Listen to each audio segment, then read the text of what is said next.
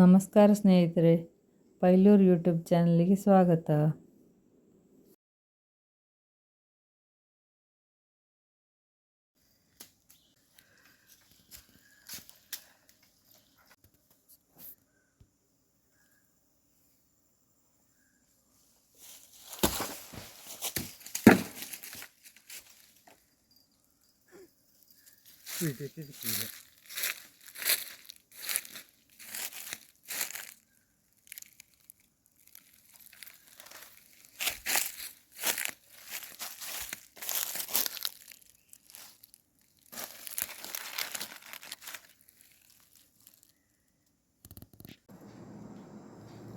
ನೋಡಿ, ಇದು ನೆಕ್ಕರೆ ಮಾವಿನಕಾಯಿ.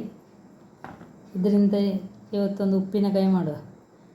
ಬೇಯಿಸಿದ ಉಪ್ಪಿನಕಾಯಿ ಅಂತ ಹೇಳ್ತೇವೆ. ಹಾಗೆ ಇದೊಂದೊಂದು ಉಪ್ಪಿನಕಾಯಿ ಮಾಡುವ. ಇದನ್ನು ಫಸ್ಟಿಗೆ ಕಟ್ ಮಾಡಿಕೊಳ್ತೇನೆ. ಇದು ಮರದಿಂದ ಬೀಳುವಾಗ ನೋಡಿ ಕಲ್ಲಿಗೆ ಬಿದ್ದು ಒಡೆದಿದೆ. ಇದನ್ನು ಕೂಡ ಕಟ್ ಮಾಡಿಕೊಳ್ಳುವುದು. ಇದನ್ನು ಚೆನ್ನಾಗಿ ತೊಳೆದಿದ್ದೇನೆ ಈಗ ಮೊದಲಿಗೆ. ಈಗ ಕಟ್ ಮಾಡಿಕೊಳ್ತೇನೆ. ಗೊರಟಾಗಿದೆ ಇದೀಗ.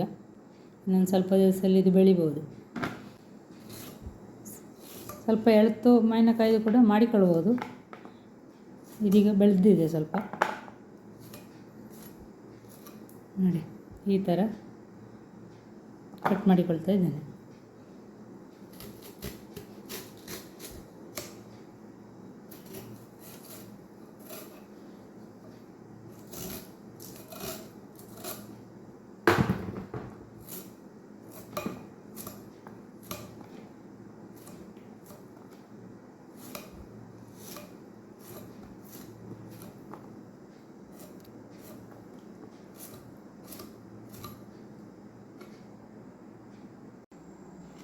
ಇದೀಗೆಲ್ಲ ಕಟ್ ಮಾಡಿ ಒಂದು ಬಾರಿ ತೊಳ್ಕೊಂಡಿದ್ದೇನೆ. ಇದೇನು ಹಣ್ಣಾಗಲಿಲ್ಲ, ಒಳ್ಳೆ ಬೆಳೆದಿದೆ ಅಷ್ಟೇ. ಹುಳಿ ಉಂಟು ಮಾವಿನಕಾಯಿ ಇದು. ಈಗ ಒಂದು ಪಾತ್ರಕ್ಕೆ 2 ಲೋಟ ನೀರು ಹಾಕಿಕೊಳ್ತಾಯಿದ್ದೇನೆ. ನೋಡಿ, 2 ಲೋಟ ಅಂದರೆ ಈ ಮಾವಿನಕಾಯಿ ಹೋಳುಗಳು ಮುಳುಗಲಿಕ್ಕೆ ಇರುವಷ್ಟು ನೀರು ಹಾಕ್ಕೊಳ್ತಾ ಇದ್ದೇನೆ. ಅಂದರೆ ಈ ಲೋಟದಲ್ಲಿ 2 ಲೋಟ ತಗೊಂಡಿದ್ದೇನೆ. ಈಗ 1 ಲೋಟ ಹಾಕಿದೆ.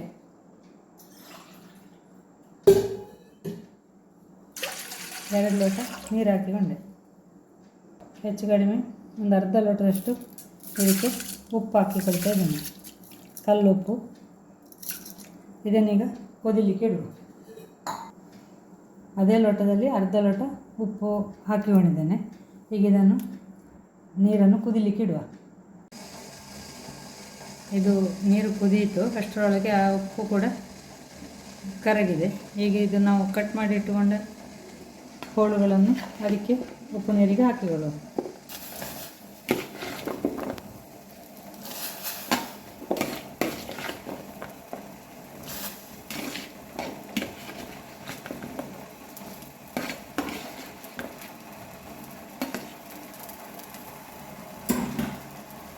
ಇದೀಗ ತುಂಬ ಹೊತ್ತು ಬೇಯುವುದು ಬೇಡ.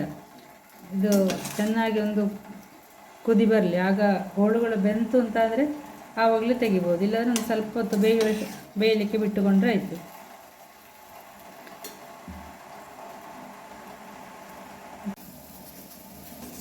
ಇದೀಗ ಕುದೀತು. ಹೀಗೆ ಕುದಿ ಬರುವಾಗ ಹೋಳುಗಳು ಬೆಂದರೆ ಆಫ್ ಮಾಡ್ಬೋದು. ಅದು ಕೆಲವು ಮಾವಿನಕಾಯಿ ಬೇಗ ಬೇಯ್ತದೆ, ಕೆಲವು ನಿಮಿಷ ಜಾಸ್ತಿ ಬೇಕಾಗ್ತದೆ. ಹಾಗೆ ಅದನ್ನು ನೋಡಿಕೊಂಡ್ರೆ ಸಾಕು. ಹೋಳುಗಳೆಲ್ಲ ಬೆಂದು ಕದಡದಾಗಿ ನೋಡಿಕೊಂಡ್ರೆ ಆಯಿತು. ಅಷ್ಟರೊಳಗೆ ತಕ್ಕೊಳ್ಬೇಕು ಅದನ್ನು.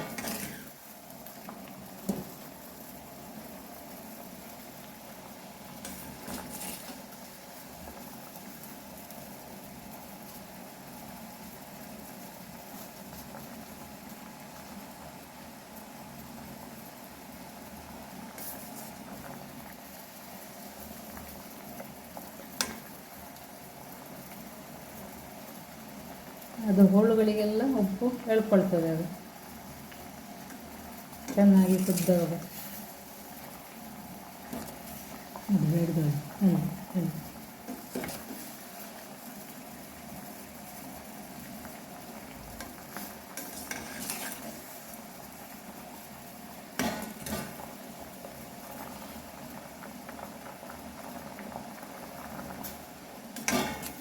ಈಗ ಇದು ಬೇಯ್ತಾ ಬಂತು.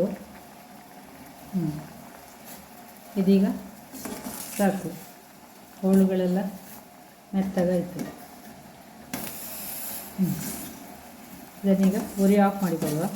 ಮತ್ತು ಇದನ್ನು ಉಪ್ಪು ನೀರಿಂದ ಹೀಗೊಂದು ಪ್ಲೇಟಿಗೆ ತಗೊಳ್ಬೇಕು.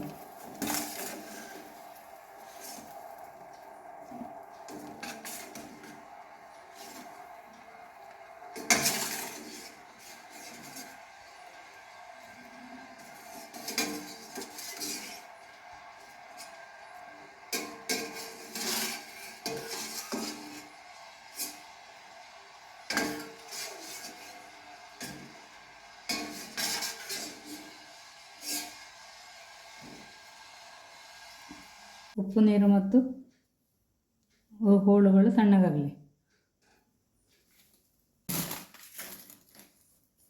ಈ ಉಪ್ಪಿನಕಾಯಿಗೆ ಮಸಾಲೆಗೆ ಇದು ನೋಡಿ, ಮೆಣಸು, ಮೊನ್ನೆ ಮಿಡಿ ಉಪ್ಪಿನಕಾಯಿಯ ಅದರಲ್ಲಿ ನೋಡಿದ್ದೀರಲ್ಲ, ಈ ಥರದ ಮೆಣಸು, ಅದೇ ರೀತಿಯ ಮೆಣಸು ಇದು. 2 ಗ್ಲಾಸ್ ಹಾಕಿಕೊಂಡೆ.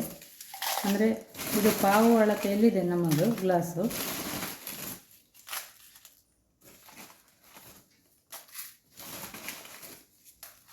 ನೋಡಿ, ಇದು ಪಾವು ಅಳತೆಯಲ್ಲಿದೆ ನಮ್ಮದು ಗ್ಲಾಸು. ಈ ರೀತಿ ಅಳತೆ ಮಾಡಿಕೊಂಡು 3 ಲೋಟ ಈಗ ಮೆಣಸನ್ನು ತಗೊಂಡಿದ್ದೇನೆ ಇದರಲ್ಲಿ. ಇದು ಸಣ್ಣ ಸಾಸಿವೆ, ಇದು ಕೂಡ ಮೊನ್ನೆ ನೀವು ಉಪ್ಪಿನಕಾಯಲ್ಲಿ ನೋಡಿದಿರಲ್ಲ, ಅದೇ ರೀತಿದು.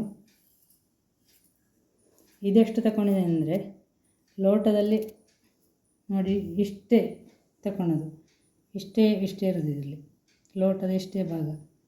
ಆದರೆ ತುಂಬ ಕಾಲು ಭಾಗವೂ ಕೂಡ ಇಲ್ಲ ಲೋಟದಲ್ಲಿ, ಒಂದು ಇಷ್ಟ ಆಗುವಷ್ಟೇ ತಗೊಂಡಿದ್ದೇನೆ ನೋಡಿ.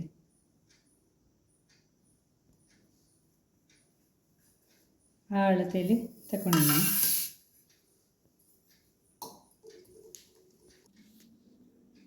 ಈಗ ಇದು 3 ಲೋಟ ತೋರಿಸಿದ್ದಾನಲ್ಲ, ಅದೇ ರೀತಿ ಇದೆಲ್ಲ ಅಳತೆಯನ್ನು ತೋರಿಸಿದ್ದಾನಲ್ಲ, ಇದರಲ್ಲಿ 3 ಲೋಟಷ್ಟು ಮೆಣಸು ತಗೊಂಡಿದ್ದೇನೆ. ಇದು 1/4 ಲೋಟಕ್ಕಿಂತ ಕಡಿಮೆಯಷ್ಟು ಸಾಸಿವೆ ತಗೊಂಡಿದ್ದೇನೆ. ಹೀಗೆ 1/4 ಚಮಚ ಮೆಂತೆ, 1 ಚಮಚ ಇಂಗಿನ ಪುಡಿ, 1/2 ಚಮಚ ಅರಿಶಿನ ಪುಡಿ, ಅರ್ಧ ಚಮಚ ಜೀರಿಗೆ.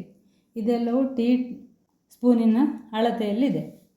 ಈಗ ಇದನ್ನು ಹೇಗೆ ಮಾಡೋದು ಅಂತ ನೋಡುವ.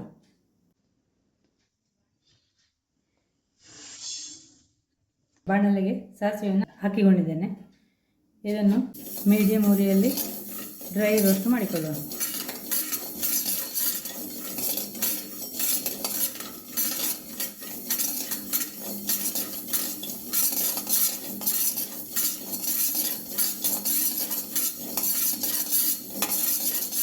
ಸಾಸಿವೆ ರೋಸ್ಟ್ ಆಗುವಾಗ ಸ್ವಲ್ಪ ಸ್ವಲ್ಪ ಬಿಳಿ ಆಗ್ತದೆ, ಅದರೊಟ್ಟಿಗೆ ಸಿಡ್ಕೊಳ್ತದೆ ಅದು. ಈಗ ಎಣ್ಣೆ ಎಲ್ಲ ಎಂತ ಹಾಕೋದು ಬೇಡ, ಹೀಗೆ ಕೈ ಆಡಿಸ್ತಾನೆ ಇರಬೇಕು.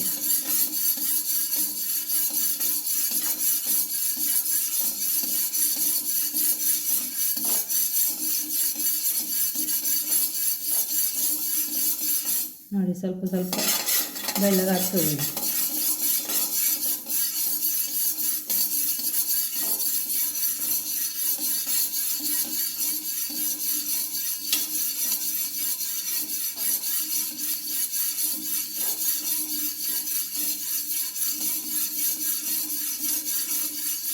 ಈ ಹಂತದಲ್ಲಿ ಉರಿ ಸಣ್ಣದು ಮಾಡಿಕೊಳ್ಳಿ. ಒಂದು ಸಿಡಿಲಿಕ್ಕಾಗುವಾಗ ಉರಿ ಸಿಮ್ಮಲ್ಲಿ ಇಟ್ಟುಕೊಳ್ಳಿ.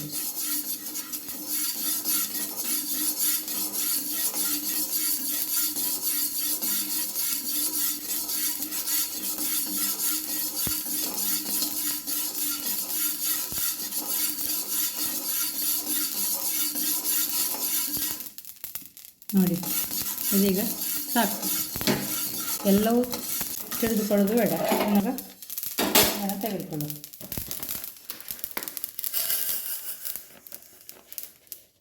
ನೋಡಿ, ಇದರ ಕಲರು ಸ್ವಲ್ಪ ಚೇಂಜ್ ಆಗಿದೆ. ಇನ್ನೀಗ ಮೆಂತೆಯನ್ನು ಕೂಡ ಹಾಕಿ ಹುರಿದುಕೊಳ್ಳೋದು. ಉರಿ ಸಿಮ್ಮಲ್ಲಿರಲಿ.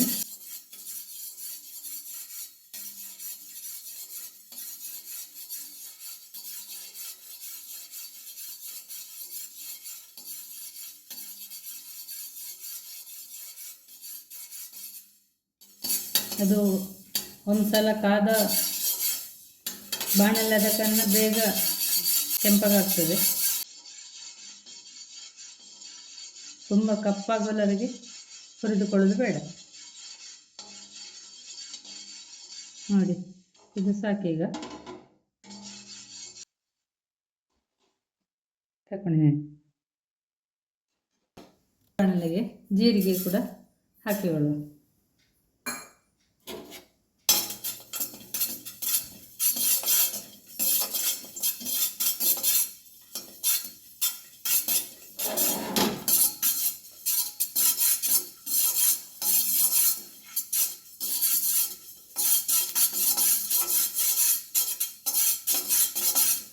ಜೀರಿಗೆ ಹುರಿಯುವಾಗಲೂ ಕೂಡ ಉರಿ ಸಿಮ್ಮಲ್ಲೇ ಇರಲಿ.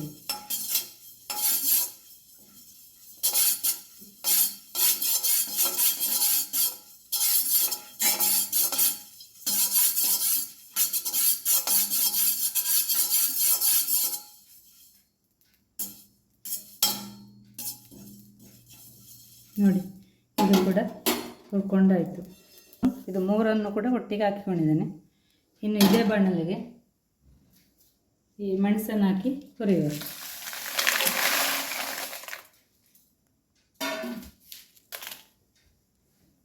ಈಗ ಇದಕ್ಕೆ 2 ಸ್ಪೂನು ತೆಂಗಿನೆಣ್ಣೆ ಹಾಕಿ ಹುರಿದುಕೊಳ್ಬೇಕು.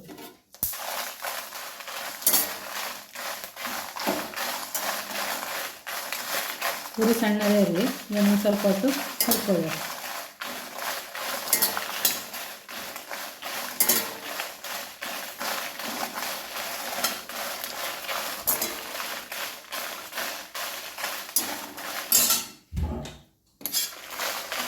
ಎಲ್ಲ ಕೂತ್ಕೊಂಡು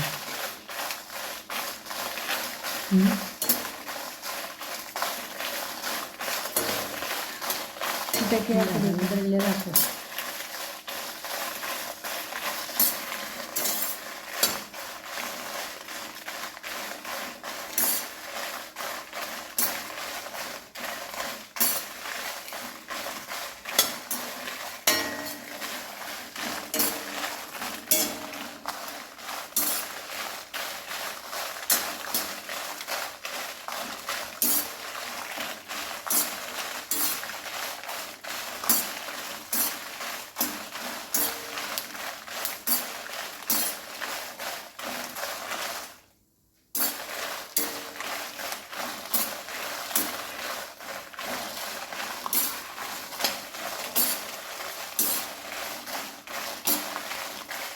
ಕಪ್ಪಾಗಲ್ಲವೇ ಹುರ್ಕೊಳ್ಳೋದು ಬೇಡ. ನೋಡಿ, ಕಪ್ಪಾದರೆ ರುಚಿ ಇರೋದಿಲ್ಲ. ನೋಡಿ, ಇನ್ನೀಗ ಇದಕ್ಕೆ ಈ ಹಿಂಗನ್ನು ಕೂಡ ಹಾಕಿಕೊಳ್ತಾ ಇದ್ದೇನೆ. ನೀವು ಮೆಣಸು ಹಿಂಗು ಉಪಯೋಗಿಸೋದಾದರೆ ಸ್ವಲ್ಪ ಮೊದಲೇ ಹಾಕಿಕೊಳ್ಬೋದು. ನಾನು ಹುಡಿ ಹಿಂಗೆ ಉಪಯೋಗಿಸೋ ಕಾರಣ ಈಗ ಹಾಕಿಕೊಂಡಿದ್ದೇನೆ.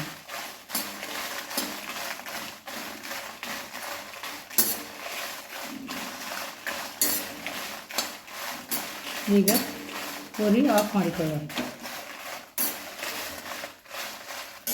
ಇದೆಲ್ಲ ತಣ್ಣಗಾದ ಮೇಲೆ ಹುಡಿ ಮಾಡಿಕೊಳ್ಳುವ. ಹುರಿದುಕೊಂಡಂಥ ಮಸಾಲೆಗಳೆಲ್ಲ ತಣ್ಣಗಾಗಿದೆ. ಇದನ್ನೀಗ ಹುಡಿ ಮಾಡಿಕೊಳ್ಳುವ. ಈ ಸಣ್ಣ ಸಾಸಿವೆ ಸಿಗದವರು ಮಾಮೂಲಿ ನಾವು ಒಗ್ಗರಣೆಗೆಲ್ಲ ಹಾಕುವ ಸಾಸಿವೆಯನ್ನು ಕೂಡ ಉಪಯೋಗಿಸಿಕೊಳ್ಬೋದು. ಅದರಲ್ಲಿ ದೊಡ್ಡ ರುಚಿಯಲ್ಲಿ ವ್ಯತ್ಯಾಸ ಅಂತ ಬರಲಿಕ್ಕಿಲ್ಲ. ಹಾಗೆ ಹೀಗೆ ಇದನ್ನು ಸಣ್ಣ ಜಾರಿಗೆ ಹಾಕಿಕೊಂಡಿದ್ದೇನೆ. ಇದನ್ನೀಗ ಪುಡಿ ಮಾಡಿಕೊಳ್ಳುವ.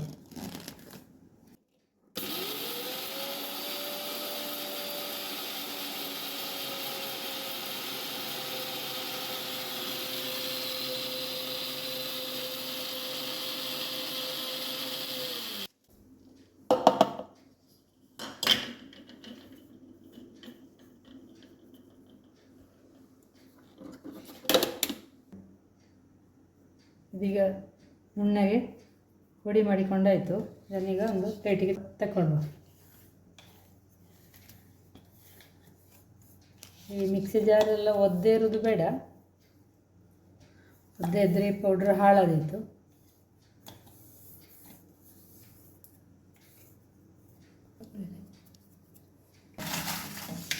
ಹುರಿದಿಟ್ಟುಕೊಂಡ ಮೆಣಸನ್ನು ಕೂಡ ಪುಡಿ ಮಾಡಿಕೊಳ್ಳ.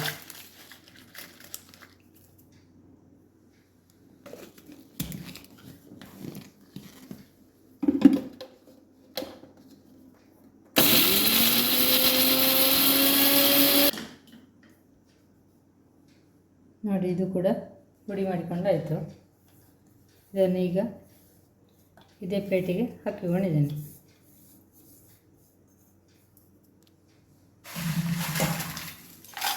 ಇದೆಲ್ಲವನ್ನು ಇದೇ ರೀತಿ ಪುಡಿ ಮಾಡಿಕೊಳ್ಳುವ.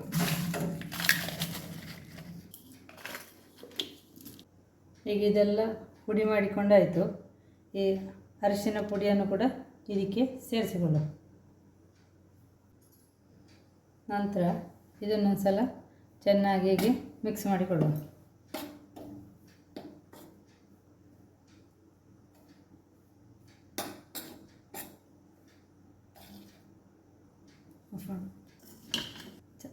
ಇದೀಗ ಒಂದು ಸಲ ಚೆನ್ನಾಗಿ ಮಿಕ್ಸ್ ಮಾಡಿ ಆಯಿತು. ಇನ್ನೀಗ ಇದನ್ನೀಗ ಪುನಃ ಒಂದು ಸಲ ಮಿಕ್ಸಿ ಜಾರಿಗೆ ಹಾಕಿ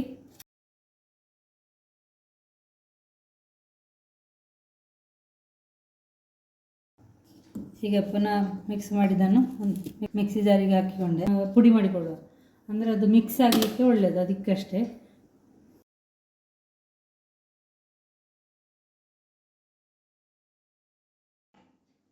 ಒಂದು 15 ಸೆಕೆಂಡು ರನ್ ಮಾಡಿದರೆ ಸಾಕು. ಈಗ ಇದನ್ನೀಗ ಒಂದು ಪ್ಲೇಟಿಗೆ ತಗೊಳ್ಳು. ಈಗ ಇದು ಪೌಡ್ರೆಲ್ಲ ರೆಡಿ ಆಯಿತು. ಈಗ ಇದು ಹೋಳು ಕೂಡ ತಣ್ಣಗಾಗಿದೆ, ಈ ನೀರು ಕೂಡ ತಣ್ಣಗಾಗಿದೆ. ಇದು ಹೋಳು ಹುಳಿ ಜಾಸ್ತಿ ಉಂಟು ಅಂತಾದರೆ ಬೇಸಿನ ನೀರು ಉಪಯೋಗಿಸಿಕೊಳ್ಳೋದು ಬೇಡ. ಅದಕ್ಕೆ ಇದು ಹುಳಿ ಇರುವ ಕಾರಣ ನಾನೆಂತ ಮಾಡಿದೆ ಅಂದರೆ, ಮೊನ್ನೆ ಮಿಡಿ ಉಪ್ಪಿನಕಾಯಿಗೆ ಮಾಡುವಾಗ ಸ್ವಲ್ಪ ಉಪ್ಪು ನೀರು ಜಾಸ್ತಿ ಮಾಡಿ ಇಟ್ಟುಕೊಳ್ತೇನೆ. ಅದು ಈ ಥರ ಎಂಥ ಉಪ್ಪಿನಕಾಯಿ ಮಾಡುವಾಗ ಉಪಯೋಗಿಸಿಕೊಳ್ಳಿಕ್ಕೆ ಬೇಕಾಗಿ ಉಪ್ಪು ನೀರು ಜಾಸ್ತಿ ಮಾಡಿ ಇಟ್ಟುಕೊಂಡಿದ್ದೇನೆ. ಆ ಉಪ್ಪು ನೀರನ್ನು ಉಪಯೋಗಿಸ್ತಾ ಇದ್ದೇನೆ. ಈ ಉಪ್ಪು ನೀರು ಇದನ್ನು ಬೇಯಿಸಿದ ನೀರಲ್ಲೇ ಮಿಕ್ಸ್ ಮಾಡಿ ಹಾಕುವಂತಂದರೆ ಅದು ಹುಳಿ ಇರುವ ಕಾರಣ ಆ ನೀರನ್ನು ಉಪಯೋಗಿಸ್ತಾ ಇಲ್ಲ. ಈಗ ಹೋಳನ್ನೆಲ್ಲ ಈ ಪಾತ್ರಕ್ಕೆ ಹಾಕಿಕೊಳ್ಬೇಕು.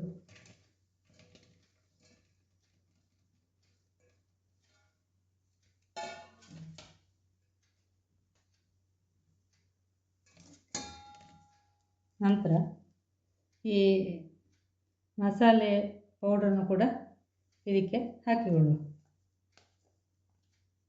ಒಂದು ಸ್ವಲ್ಪ ಹಾಕಿಕೊಂಡು ನೋಡಿದರೆ ಗೊತ್ತಾಗ್ತದೆ ಬೇಕಾ ಎಂಥದ್ದು ಅಂತ. ಆಮೇಲೆ ಬೇಕಿದ್ದರೆ ಹಾಕಿಕೊಳ್ಳುವುದು.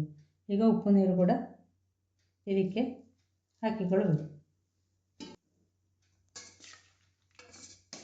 ಇದನ್ನೀಗ ಚೆನ್ನಾಗಿ ಮಿಕ್ಸ್ ಮಾಡಿಕೊಳ್ಳಬೇಕು.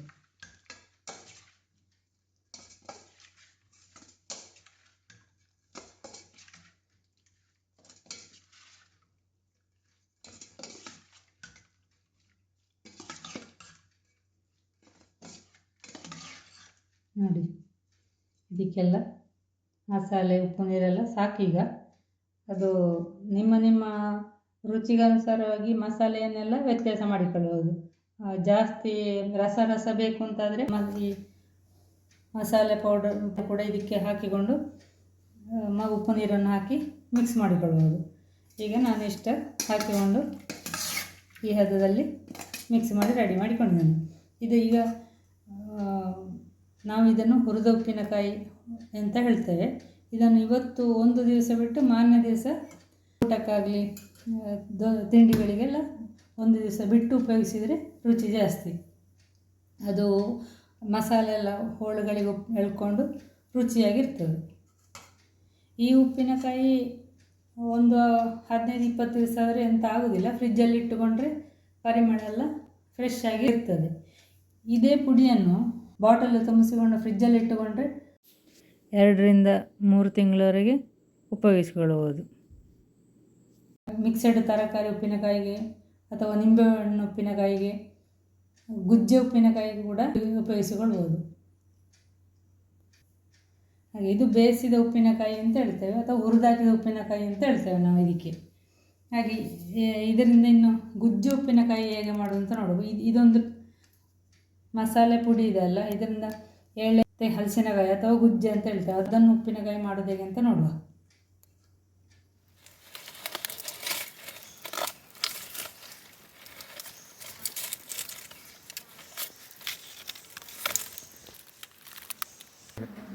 ಗುಜ್ಜೆ ಉಪ್ಪಿನಕಾಯಿ ಮಾಡೋದು ಹೇಗೆ ಅಂತ ನೋಡುವ.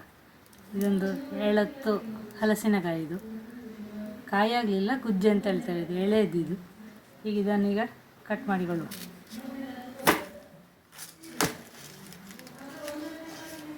ಈಗ ಇದರಿಂದ ಈ ಗೂಂಜಿನ ಭಾಗ ಮತ್ತು ಸಿಪ್ಪೆಯ ಭಾಗವನ್ನು ತಗೊಳ್ಬೇಕು.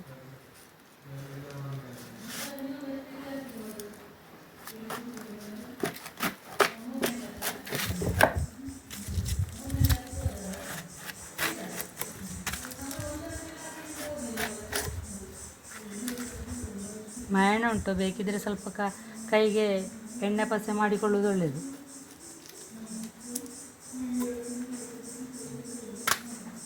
ಈ ಕಡೆ ಇದು ಗೂಂಜನ ತೆಗೆದು, ಇದು ಬೇಕಾದ್ದು ಸಿಪ್ಪೆ ಬೇಡ.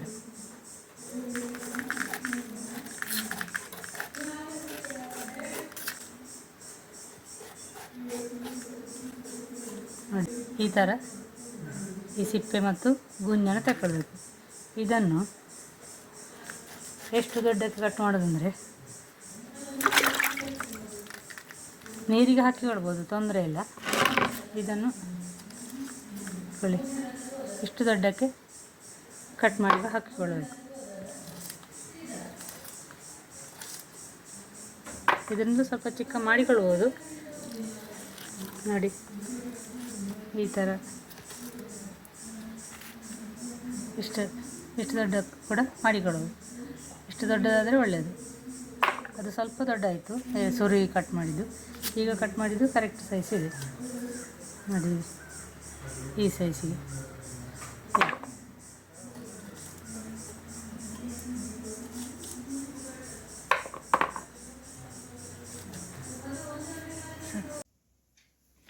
ನೋಡಿ ಇದೆಲ್ಲ ಕಟ್ ಮಾಡಿಕೊಂಡಾಯಿತು. ಈಗ ಇದನ್ನು ಬೇಯಲಿಕ್ಕಿಡುವ. ತೊಳ್ಕೊಂಡಿದ್ದೇನೆ, ಕಟ್ ಮಾಡಿ ತೊಳ್ಕೊಂಡು ಇದಕ್ಕೆ ಹಾಕಿಕೊಳ್ತಾ ಇದ್ದೇನೆ ಪಾತ್ರಕ್ಕೆ. ಇದು ಮುಳುಗುವಷ್ಟೀಗ ನೀರು ಹಾಕಿಕೊಳ್ಳುವ. ಇದನ್ನೀಗ ಬೇಯಲಿಕ್ಕೆ ಇಟ್ಟಿದ್ದೇನೆ. ಇದಕ್ಕೊಂದು ಸ್ವಲ್ಪ ಉಪ್ಪು, ಇದು ಉಪ್ಪಿನಕಾಯಿ ಮಾಡುವ ಕಾರಣ ಸ್ವಲ್ಪ ಉಪ್ಪಿನಕಾಯಿಗೆ ಬೇಕಾದಾಗೆ ರೀತಿಯಲ್ಲಿ ಸ್ವಲ್ಪ ಉಪ್ಪು ಹಾಕಿ ಜಾಸ್ತಿ ಹಾಕಿಕೊಂಡಿದ್ದೇನೆ. ಈಗ ಸಾಂಬಾರೆಲ್ಲ ಮಾಡೋದಕ್ಕಿಂತ ಸ್ವಲ್ಪ ಉಪ್ಪು ಜಾಸ್ತಿ ಬೇಕು ಇದಕ್ಕೆ. ಇದರಲ್ಲಿ ಹುಳಿ ಅಂಶ ಎಲ್ಲ ಇಲ್ಲದ ಕಾರಣ ಇಷ್ಟು 2 ಬೀಜದಷ್ಟು ಹುಣಸೆ ಹುಳಿಯನ್ನು ಕೂಡ ಇದಕ್ಕೆ ಹಾಕಿಕೊಂಡಿದ್ದೇನೆ. ಇದೀಗ ಬೆಂದು ವಿಪರೀತ ಮೆತ್ತಗಾಗೋದು ಬೇಡ, ಸ್ವಲ್ಪ ಮೆತ್ತಗೆ ಅಂತಾದರೆ ಸಾಕು.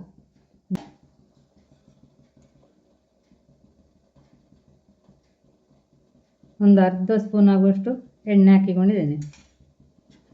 ಇದನ್ನೀಗ ಒಂದ್ಸಲ ಮಿಕ್ಸ್ ಮಾಡಿಕೊಳ್ಳುವ, ಆಮೇಲೆ ಅದು ಬೇಯಲಿ. ಇದೀಗ ಬೆಂತು, ಈಗ ಇದನ್ನು ಆಫ್ ಮಾಡುವ. ತಣ್ಣಗಾಗಲಿ. ತಣ್ಣಗಾದ ಮೇಲೆ ಇದಕ್ಕೆ ಮಸಾಲೆ ಎಲ್ಲ ಹಾಕುವ. ಈ ಗುಜ್ಜೆ ಹೋಳುಗಳೆಲ್ಲ ಬೆಂದಿದೆ, ಇದನ್ನು ಉಪ್ಪು ನೀರಿನ ತಗೊಳ್ಳುವ. ಈಗ ಪ್ಲೇಟಿಗೆ ಹಾಕಿಕೊಳ್ಳುವ.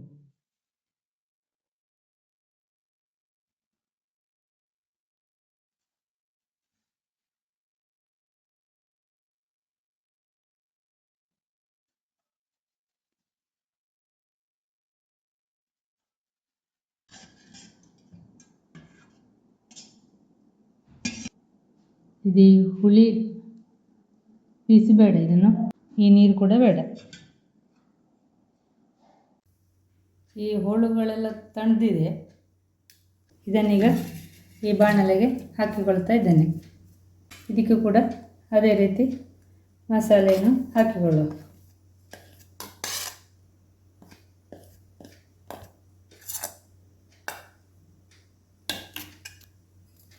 ಈ ಗುಜ್ಜು ಉಪ್ಪಿನಕಾಯಿ ಮಾತ್ರ 3-4 ದಿವಸದಲ್ಲಿ ಮುಗಿಸಿಕೊಂಡ್ರೆ ಒಳ್ಳೆಯದು. ಇಲ್ಲ ಅಂತಂದರೆ ಅದರ ಪರಿಮಳ ಚೇಂಜ್ ಆಗ್ತದೆ. 3-4 ದಿವಸಕ್ಕೆ ಮಾತ್ರ ಇದರ ಬಾಳಿಕೆ ಇರೋದು. ಹೊರಗಡೆ ಇಟ್ಟರಂತೂ ಮಾರನೇ ದಿನದಲ್ಲೇ ಅದರ ಪರಿಮಳ ಚೇಂಜ್ ಆಗ್ತದೆ.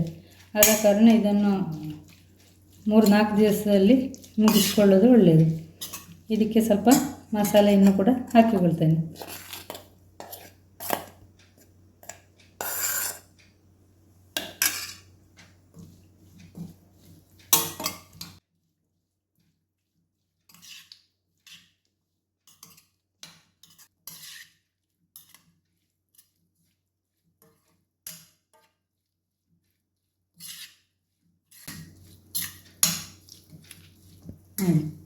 ಇದು ಕೂಡ ಉಪ್ಪಿನಕಾಯಿ ರೆಡಿ ಆಯಿತು.